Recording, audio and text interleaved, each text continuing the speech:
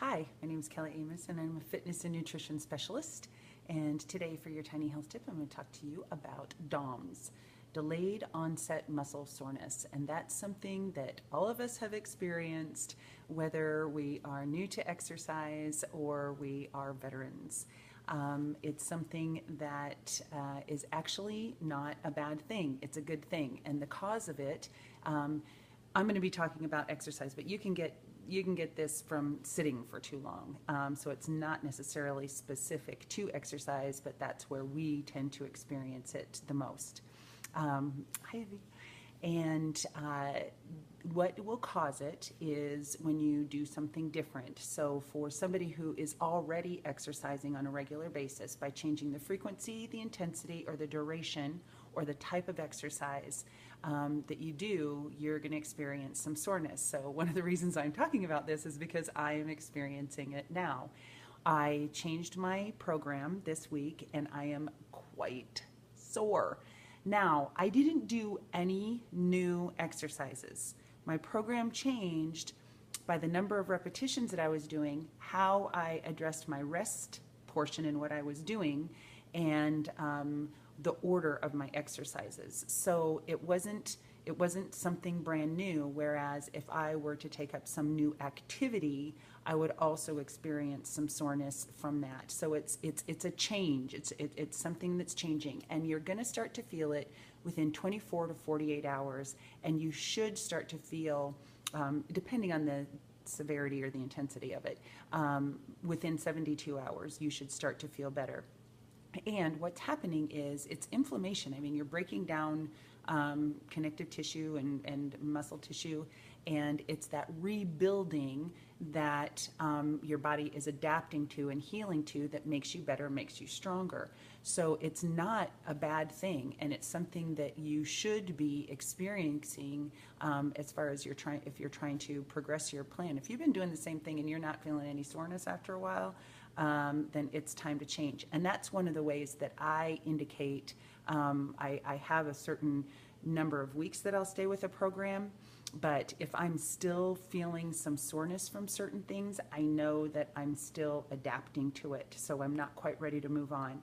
Once I am no longer feeling any change in my body, I mean, it's one thing to get a good sweat, get your heart rate up or whatever, but you're already good at that. That's not anything that your body really has to adapt to, so that's more of a maintenance component. So if you're looking at changing, then you need to change and you need to feel that soreness.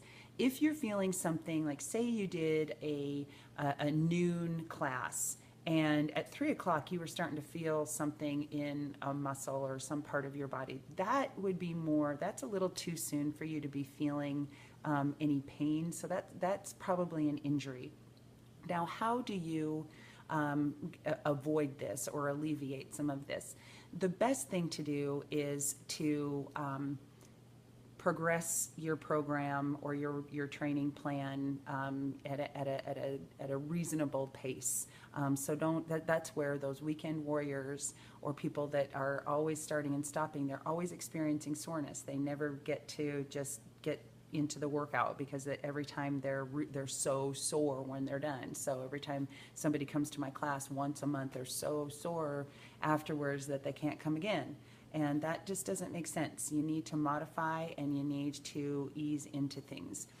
The other thing is is hydration for sure, but nutritionally speaking, there's a lot of strategies that you can use, and it would be way too long here for me to go into too many details.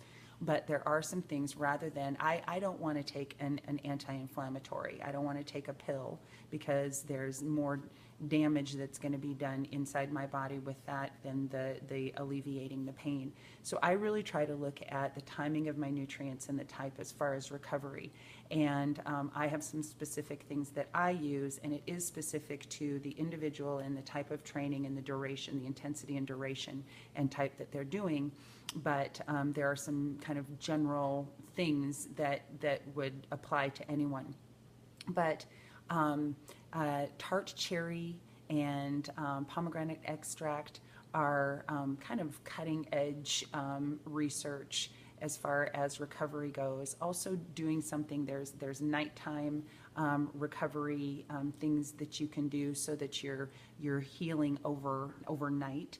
And again, there's more detail to this that I'm not gonna go into now. But nutritional therapy and having a strategy and getting things from your food is really an important and a very useful way to combat and to alleviate some of the the amount of soreness that you're feeling. But again, how often do you change up your program? Okay, Evie's asking a question. How often do I change my program? That's a great question, Evie.